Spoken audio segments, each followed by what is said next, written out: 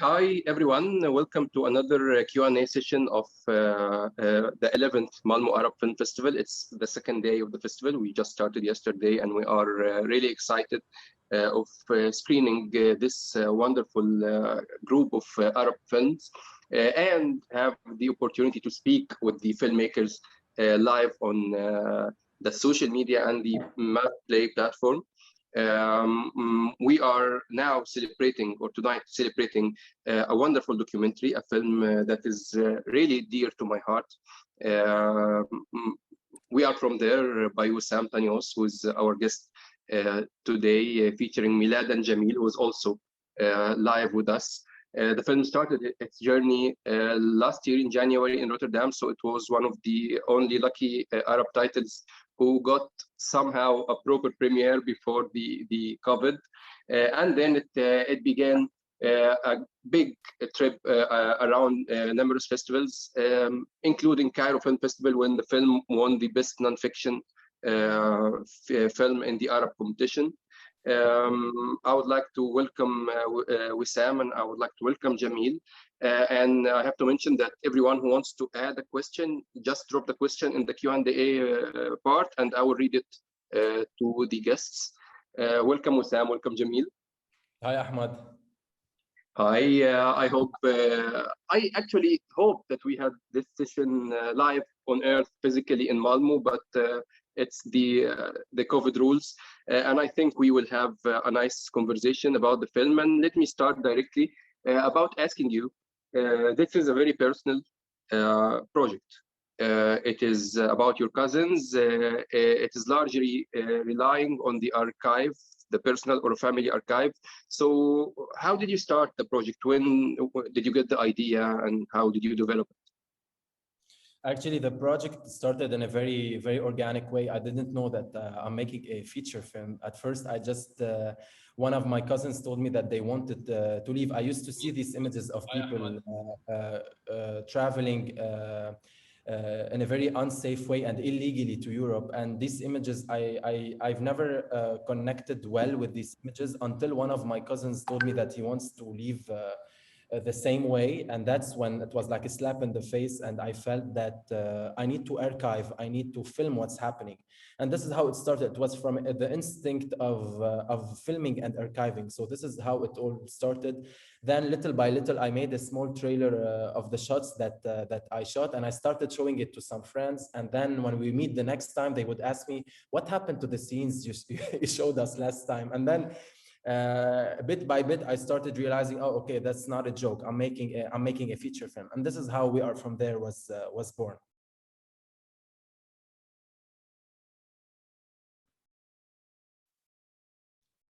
I can't hear you. We can't hear you.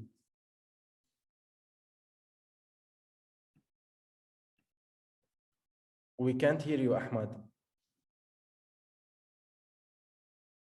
Yeah, I put it to mute. Okay. So I actually prepared this question to ask for Christian, but unfortunately he couldn't be with us today as he has a flight. So let me ask you about it. In the last 10 years, we saw numerous films about Syrian crisis, about refugees, about illegal immigration, but I would say 90% of those films, at least, are not that unique, like We Are From There.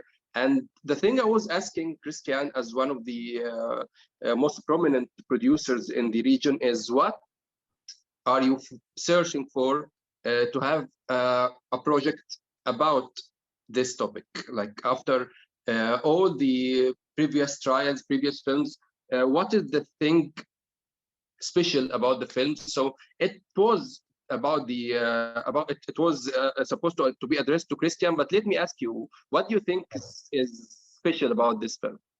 I think what attracted Christian to the project is that he, at this phase, he was also moving to Paris. He was based in Beirut, and he was moving to Paris. And at first, when I showed him the images, we were in a coffee shop when I first met him in Beirut, like 5 years ago. And I told him, listen, I have this project, and I want you to look at the footage.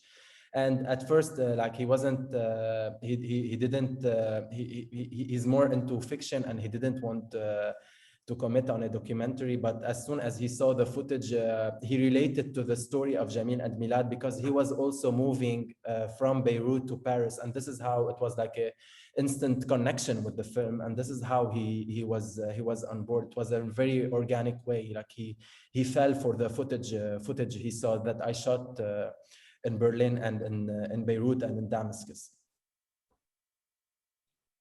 Let me ask Jamil about his feelings when the project started. He and his brother was, of course, going through a very difficult time of their lives. It's not that easy to move from your own country, from your own house, and we saw this clearly on screen. But inside all this dilemma, you find your cousin deciding to make a film about you. That might be, I would say, somehow unresting. But tell me about your feeling when Wissam told you about this project. ممكن أسأل السؤال كمان بالعربي، إنه الانتقال من بلدك، إنك تسيب بلدك ووطنك وتنقل من بلد لأخرى وتسيب المكان اللي اتربيت فيه، هي وبالتأكيد شيء صعب جدا، وشفناه بوضوح على الشاشة في الفيلم. في وسط ده يجي قريبك، ابن عمك صح؟ انتوا اولاد عم ولا اولاد؟ احنا اولاد خاله. انا ابن عمتهم. ابن عمتهم. يقول لك انا هصور فيلم عنك وعن اخوك خلال هذه الرحله. موضوع ممكن يكون بالنسبه للبعض حساس وغير مريح. احكي لي ازاي الموضوع بدأ وكان شعورك ناحيته ايه؟ اي احمد، كيفك؟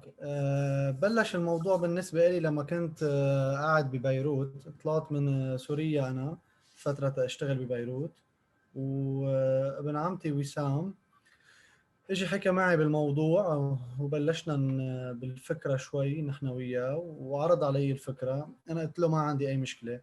الشيء الاولي انا بثق بقدراته لوسام وبفكره بدايه الاخراج تبعه من وقت ما بلش فيها، ومن هيك انا الموضوع كتير حبيته يعني، وحبيت اظهره للكل وكون معه ايد بايد باي شيء بيكون بده اياه وبيقدر ينجح هذا الفيلم يعني. وحبيت فكرة الفيلم كتير، وما كان عندي اي مشكلة بالشيء اللي حينعرض، لانه كان شيء صريح وحقيقي داخلي، ما في شيء تصنع منه، ما تمثيل. ما كنا عم نمثل شخصية معينة موجودة أو حدا بده يعمل مثلها يعني. هذا شيء واقعي، كيف نحن عايشين وكيف نحن موجودين، كيف انتقلنا من بلد لبلد بدنا نعمل شيء أحسن ونصنع شيء أحلى يمكن ما كنا نقدر نعمله ببلدنا، أو الظروف ما سمحت لنا، أو ما كان في الكوادر لازم إنه نحن نعمل هذا الشيء. فمريت بهذا الموضوع وما كان عندي أي سبب إني وقف يعني، ولا حتى فكرت ولا لحظة إني وقف بهذا الموضوع يعني. أكل وقت كتير وطول كتير، وكان في شوية صعوبات بالرحلة وبالتصوير وبكتير إشياء، بس الحمد لله يعني وصلنا لمرحلة كتير حلوة، وأنا كتير مبسوط بهذا الشيء إلي ولوسام ولكل اللي اشتغلوا معنا هو فعلا النتيجة النهائية في الفيلم تستحق الجهد، وزي ما بيقال إن الواقع أحيانا بيفاجئك بتطورات درامية لو شفناها في فيلم فيكشن لن نصدقها يعني. وشيء كمان خليني أسأل سؤال آخر لجميل، هو إنه من الأشياء اللي الواقع بيفاجئنا بيها على الشاشة، بالتأكيد وسام كان عنده الخلفية عن الأمور، ولكن إحنا كمشاهدين ما كانش عندنا، هو الفروق الفردية ما بين أخين نشأوا في نفس البيت مع نفس الأسرة. مصيرهم بيتغير، وخلال هذا التغير بنشوف قد إيه إنه حتى الأشخاص الذين نشأوا في نفس البيئة ممكن يكونوا ليهم ميول مختلفة تماما في الحياة، ليهم اتجاهات مختلفة تماما.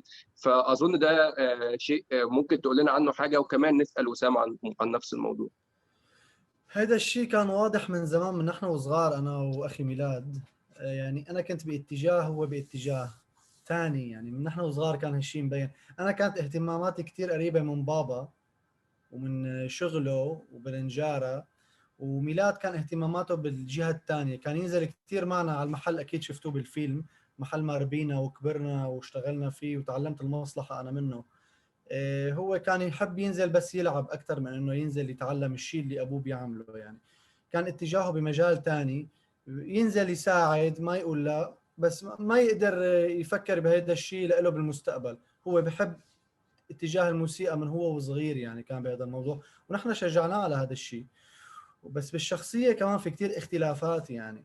يمكن أنا كنت عايش أكثر يوم بيوم مع بابا، كل يوم انزل معه على المحل أنا وصغير، انزل معه على السوق، انزل معه اشتري أغراض المحل من بسامير لخشب لكذا. يمكن هذا الموضوع أثر علي أكثر، أني حبيت ضل محتفظ بمصلحة العائلة يعني، لأنه مش بس البابا بالمصلحة، وجدي كمان كان بالمصلحة، وعمي كمان بالمصلحة. فاخترت هيدا الطريق أنا وحبيته. وكان في بداية الوضع كتير صعوبات يعني، أنا أرفض إني أنزل أشتغل، بعدين أرجع، بعدين قررت إنه لا، أنا بدي هيدا الشغل مع بابا وما بدي أكون بعيد عنه، لازم أكون حده. ميلاد اختار هالطريق الثاني، حكيت كتير أنا وياه، بس إنه بالنهاية كل إنسان بده يشوف هو شو بحب. وبابا نحن ترك يعني ما عنده شيء موضوع إنه يجبرنا على شيء نعمله، انه انت شو حابب تعمل انا بكون واقف حدك وبنصحك، بس انه ما تغلط. وبالبيت كنا عايشين مع بعض كل الوقت يعني، كنا قراب من بعض انا وميلاد، بس في كتير اختلاف بالاراء، بكتير اشياء كنا مختلفين الاراء، كنا نتخانق شوي، نتصالح، نلعب مع بعض. بس كان ما بعتقد فرق السن العمر كان هو مشكلة يعني، بس انه كل انسان واختلاف بتفكيره وبأموره وبحياته، وهيك بعتقد انا يعني بس الموضوع. I will translate the question briefly before addressing it again to Sam. I was asking Jamil about the personal difference between him and his brother Milad. We saw in the film two brothers who were raised in the same place with the same family. One of them is very practical, involved in the family business, which is Jamil. And the other one is the artist, the one who's into music and into creation. And I think Wissam had this background, of course, as he was part of the family. And was it planned to use this difference between the two brothers in the film?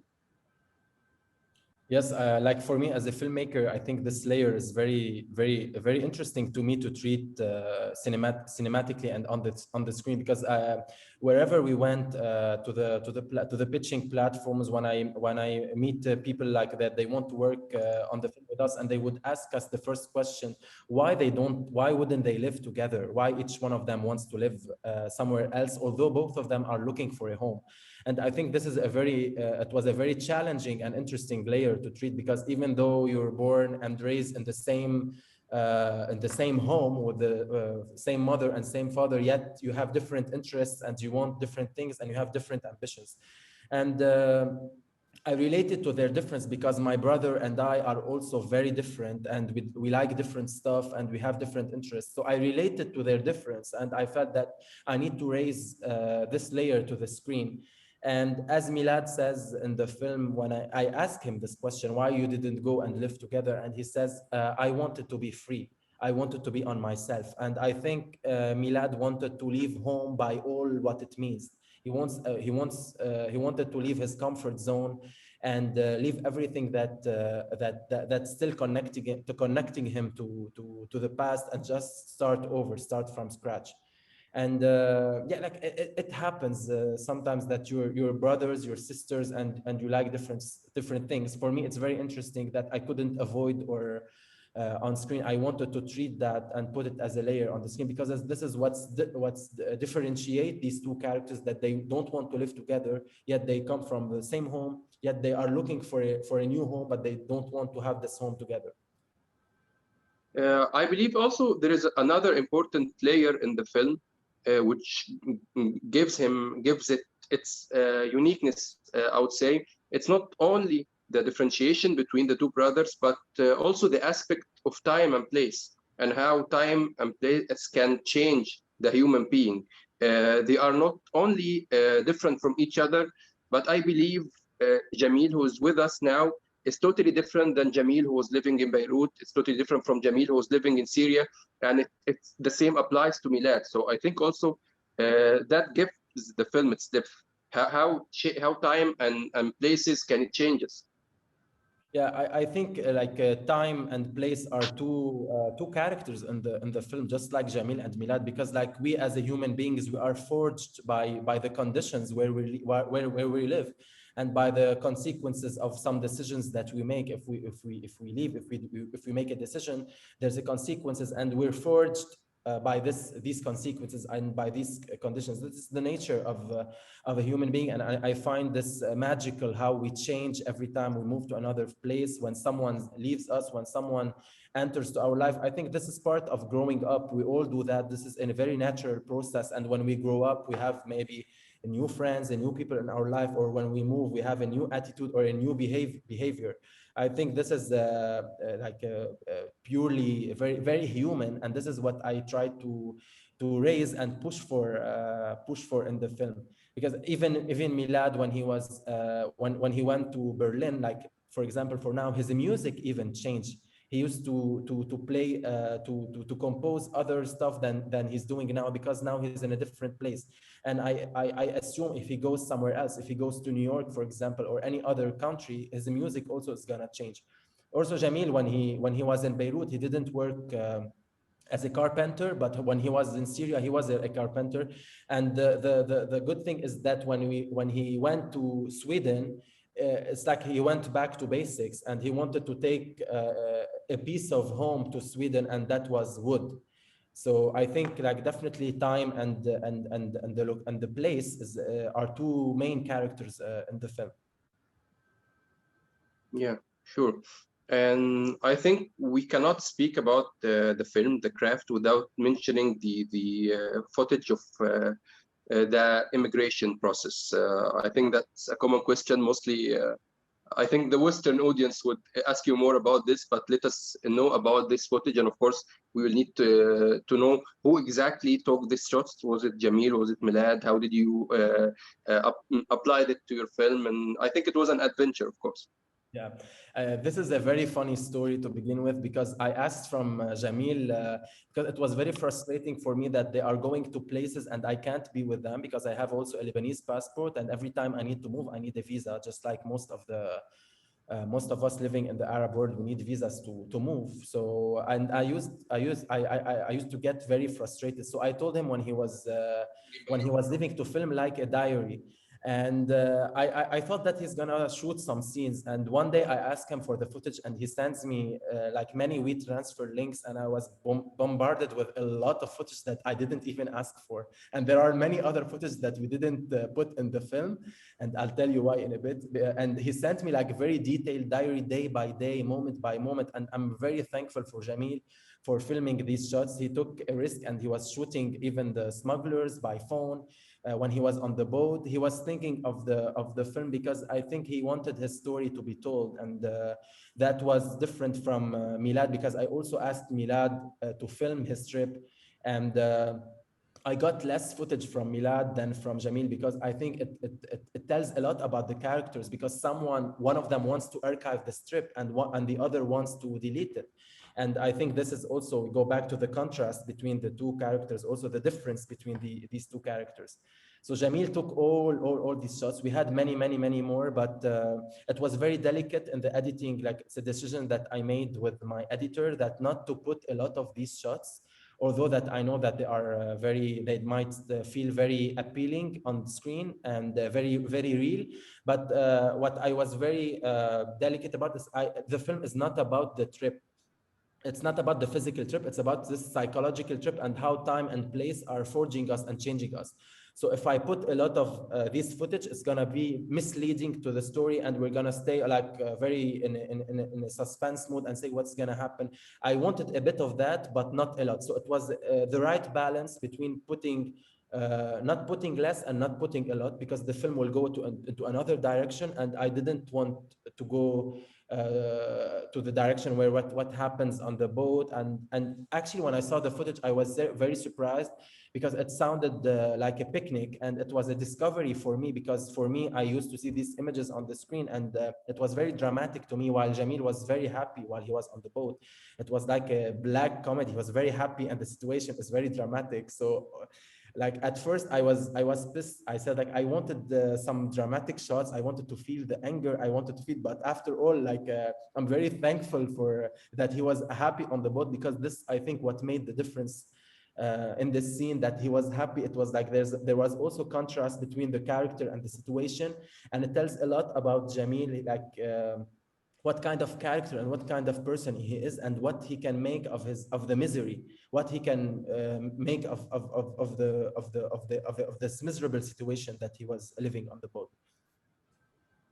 اظن لازم نسال جميل نفسه عن الرحله وعن اللي انت قلته، انه ازاي الرحله المفروض نظريا متعبه وشاقه وخطيره جدا وفيها كل هذا القدر من الخوف والحذر، ولكننا كنا بصدد شخص مبهج سعيد بيتعامل مع الامر باعتباره زي ما انت وصفت كوميديا سوداء. فاحكي لنا عن الرحله وعن تصوير الفوتج. جميل. هلا بالنسبة لي الرحلة كانت كتير صعبة أكيد، وبالنسبة لكتير عالم، بس كانت مغامرة كتير حلوة بالنسبة لي. يعني مغامرة كتير غريبة من نوعها. ممكن إذا بتقلي إني عيدها مرة تانية، ممكن أقول لك إيه بعيدها مرة تانية. قد ما كانت حلوة. يعني آخر شيء كنت بتخيل إني أعمله إني أطلع بهالطريقة على بلد كتير بعيد. يعني بيبعد مسافات طويلة 4-5 ساعات بالطيارة، أنا عم بطلع وماشي ب15 يوم. من بداية الرحلة بلشت الصعوبة، إني أركب البالم بالمي، هاي كانت فيها كتير خطورة. كنت كتير جريء بهذا الموضوع لأعمل شيء أحسن، لأطلع لمرحلة أحسن بحياتي وأقدر أعمل فيها شيء أكتر هون اللي ما كنت أقدر أعمله تحت. مرقت كتير أيام صعبة، ما قدر نام، ما قدر في نام ولا في، ما بعرف شو كان عم بيصير معي، بس إنه ضلك أنت كل الليل ناطر إيمت بدك تقطع أول مرحلة، إيمت بدك تقطع ثاني مرحلة، تطلع بالليل ترجع على الأوتيل، ترجع تطلع بالليل ترجع على الأوتيل، لأنه اليوم بيقولوا لك في طلعة، اليوم ما في طلعة، حسب الشخص اللي عم تطلع معه. وبعدين كفت المغامرة، بس وصلنا على المرحلة الثانية بلشت مشي، من باص لسيارة لقطار لمشي، كله أغلبيته كان. أكتر مرحلة بعتبرها كانت خطرة أنا أكتر من البوت بالمي، هي مرحلة عم تقطع حدود أنت مع دولة تانية ما بتعرف مين هي، وعم تمشي مثل ما بيقولوا على الله، ما بتعرف، يمكن يطلع لك البوليس، يمكن يضربك، يمكن يقوصك، لأنه كله مسلح في سياج كله كهرباء داير من دار الحدود. فأنت ما بتعرف شيء، عم تمشي لتشوف وين حالك بتصير على حسب الخرائط والمعلومات اللي معنا والجي بي اس ودول القصص. يعني هي كانت، بعتقد أنا بحس إنه أصعب شيء كانت بالنسبة إلي يعني. بس كان مغامرة حلوة، شيء جديد جربته بحياتي، شيء جديد عملته أنا ماني عامله. يعني كتير اشياء كانت صعبة ممكن كنت اعملها وعملتها وهي، بس هي اخر شيء كنت بفكر فيه انا اني اعمله، اني اطلع من بلد لبلد بهالطريقة هاي. وهي كانت مغامرة بالنسبة لي كتير حلوة، كتير مو شوي، يعني شيء جديد جربته بحياتي، وكان شيء صعب بس تحديت كل شيء. ومع كل هالتحديات كنت عم صور كل شيء وعم وثق كل شيء بتفاصيله، ساعة بساعة، يوم بيوم، دقيقة بدقيقة كمان كنت عم بعمل هيدا الشيء يعني.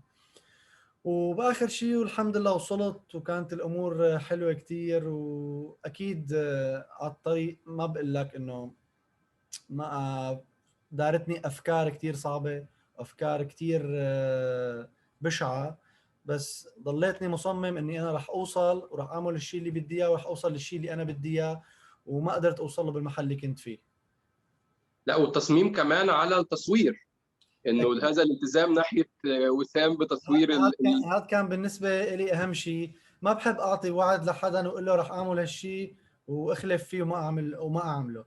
انا من وقت ما طلعت من بيروت ووقت ما ودعني بالمطار قلت له من هاللحظه انا رح ابلش صور للحظه ما اوصل، ورح ابعث لك فيديوهات ويمكن يكونوا كتير طوال. وكنت مصمم على هذا الموضوع.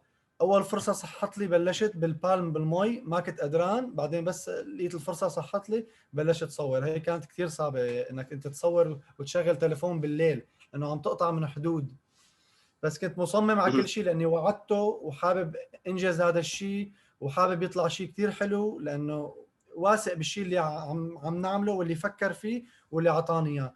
وكان يحكيني هو كل الوقت يعني وقف شغله يمكن وبس بالبيت ناطرني لأوصل من ساعة لساعة من مرحلة لمرحلة. كان كتير خايف علي، يلي إذا ما قدرت تصور ما تصور، أنا لا بدي صور يعني. ولو أني يمكن كنت شوي صعب الموضوع، بس حاولت قد ما فيه لأنه حابب ينجح هالشيء وبثق بالشيء اللي هو أعطاني إياه واللي قال لي عليه واللي مشاني عليه. فأنا حبيت أعمله للآخر وما بدي أقول له أنه لا ما قدرت أو ما في، لأنه واعتقد النتيجه كانت واضحه على الشاشه يعني، وازاي الماتيريال دي فرقت في الفيلم. جاي لنا سؤال على الكيو اند اي من شخص اسمه مش مكتوب، وبيقول لك لو اتعرض عليك تكرر التجربه مره اخرى توافق، وايه ممكن تغيره فيها؟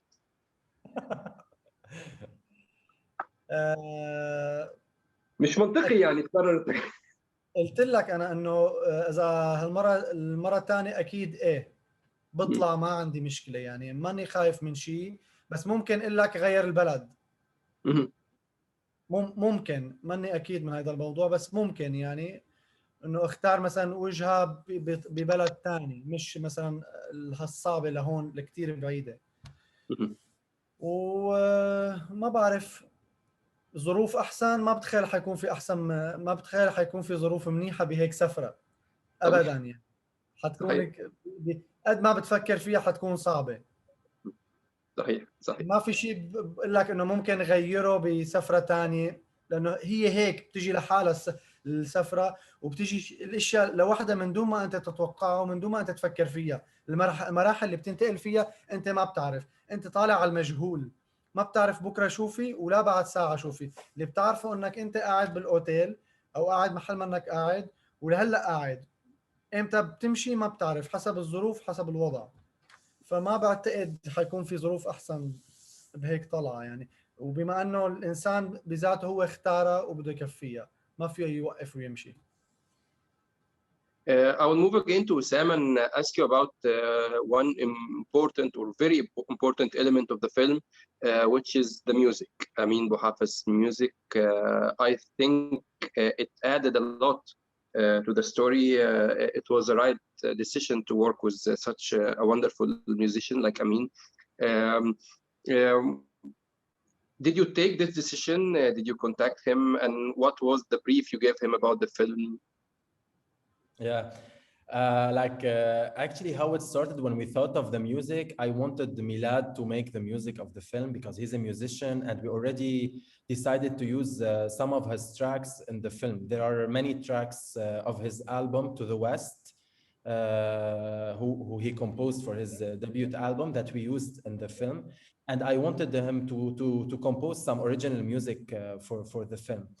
And I gave him a brief and we said, let's try to compose this track. And what I got, Milad told me like later on that he's not able to see himself on screen going again through this experience and composing music about himself. He couldn't have this distance towards the images because I think it was hard seeing himself doing something that he doesn't want to remember and add to it that he needs to be creative and add music about it. So it didn't work. We only used his ready composed music on the film, and I started looking for a music composer.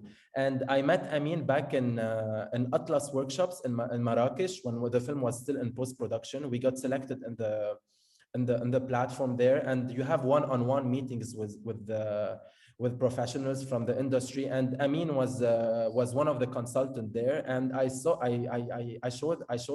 showed him the footage, and he was so excited about the project that I couldn't believe that he's so connected to the film. And he said to me at the end, I want to make the music of this film. I'm in love with the footage. I want to make the music of this film. And then it went like I forgot about it because we moved to something else. It was like a few months later on. Then when Milad couldn't make the music about himself, I immediately Amin came back to my mind, and I told him like, I want you to can you make the music of my film? And this is how it started. And the brief, I told him regarding the brief. We met in his studio in Paris, and we talked before over the phone and over emails. And I gave him the brief. I told him what I want the viewer to feel and what instruments I want to use, because I wanted like something very organic instruments, because the wood is a big character in the film, and Milad says that sometimes he makes he gets inspired by the instruments of the carpentry in the from Damascus. So this is what, and he says it in the film. So this is, I wanted to give the impression that the music is made out of, in some scenes, of course, not in all the film, that the music is made out of instruments that we can hear in the carpentry. So we brainstormed, Amin and I, and we treated each scene in a specific way, and we composed more tracks than we removed some of them, because we felt maybe here we don't need music. And yeah, like I was very, very, very happy, and happy to work with Amin. He's such a talent, and we connected, like we knew what we're talking about, both of us. So we completed each other's sentences about the music, and this is how it happened. I will go back to what I said in the beginning, that the film was one of the last films, not only in the Arab world, but in the world, who had the opportunity to receive a normal, proper premiere in Rotterdam. And I believe he was there in the premiere. And I think he was also, I know he was also in Cairo, maybe in different locations, but at the same time I saw the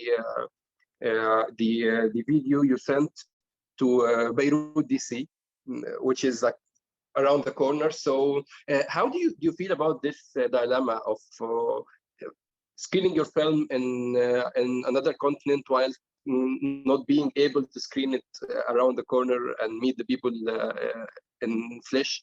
So I think it's a kind of an experience of filmmakers and communication with audience far from the COVID stuff.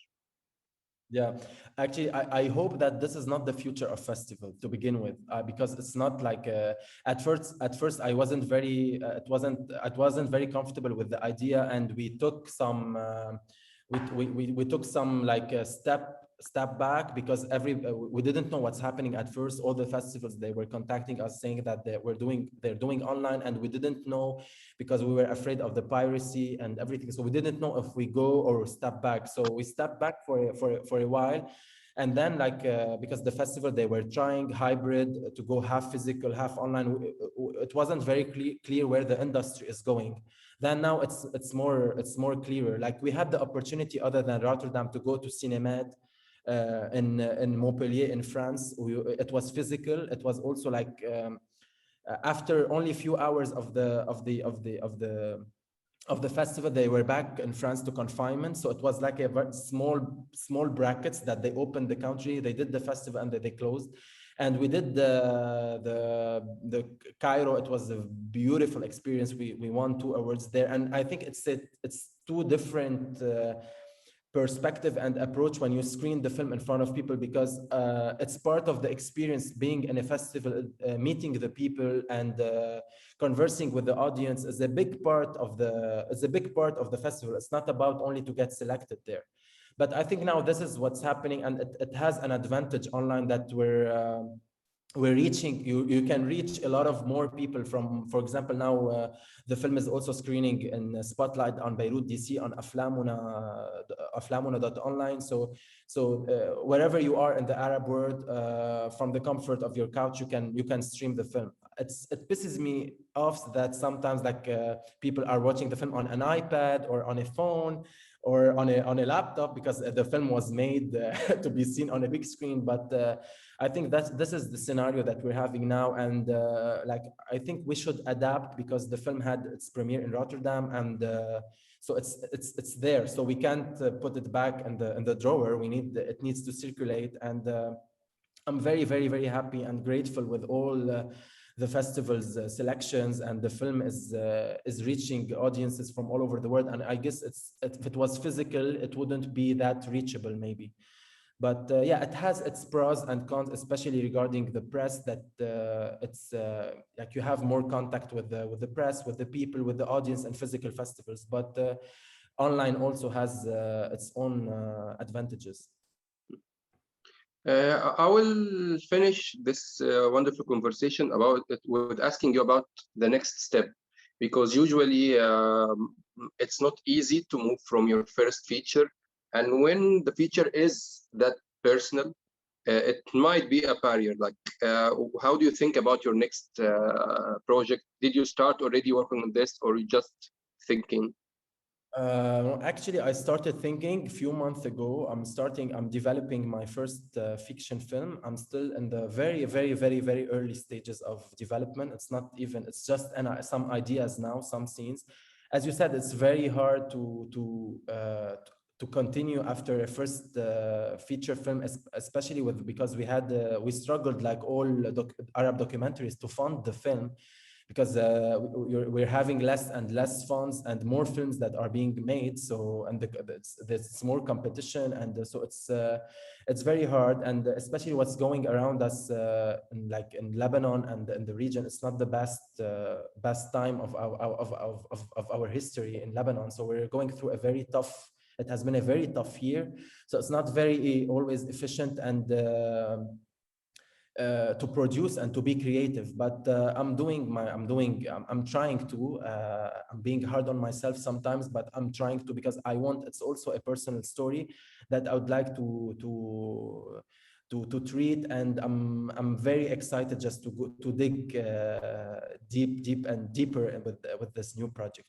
So it's gonna be hopefully a fiction film. I'd like to explore fiction. I have a weakness towards documentaries. I love documentaries, and my mind functions in a very documentary way.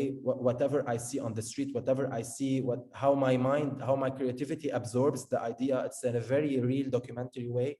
But now I'm trying to shift it into like fiction. I can have more control on everything. Like in documentaries, as you said, destiny is your co-director. You don't know what happens. You say that you're filming in the morning, then the character doesn't want to film. It happened with me with Milad in Berlin. He didn't want to film for a day, and I couldn't do anything. And I was there, and I had my visa, and I had my ticket back. I had to go back. But I'd like to work with fiction. I don't know, maybe if it's if another documentary idea pops up, maybe it will shift again. But for now, I'll be working on a feature fiction film, hopefully. I wish you all the good luck in the project, either it's fiction or documentary. Also بتمنى كل التوفيق لجميل في الحياة المليانة تقلبات ومليانة مراحل. أكيد في مراحل أخرى هيعيشها في السويد أو في أماكن أخرى. It was a great pleasure having you with us in Malmö Arab Film Festival. We hope that you enjoyed the conversation, and we hope that you enjoyed the rest of the festival. Thank you so much, and hope to see you physically soon. Thank you, Ahmed. Thanks a lot. Thank you, Sam. Thank you, Jamil. Nice to meet you. Bye-bye. Bye.